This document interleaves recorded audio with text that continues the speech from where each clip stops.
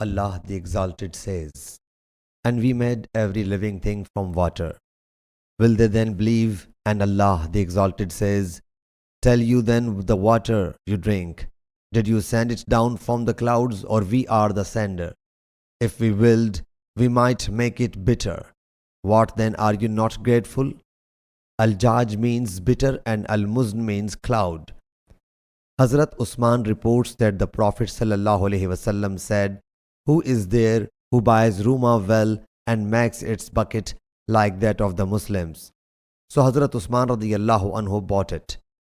Hazrat Sahal bin Sa'ad radiyallahu anhu reports, a bowl was presented to the Prophet ﷺ.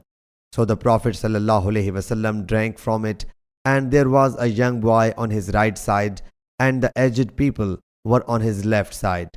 He ﷺ said, "O boy, do you give the permission that I may offer it to the aged?" He submitted. "O Allah's Apostle ﷺ, I do not prefer anyone regarding yours leftovers." So he ﷺ gave it to him.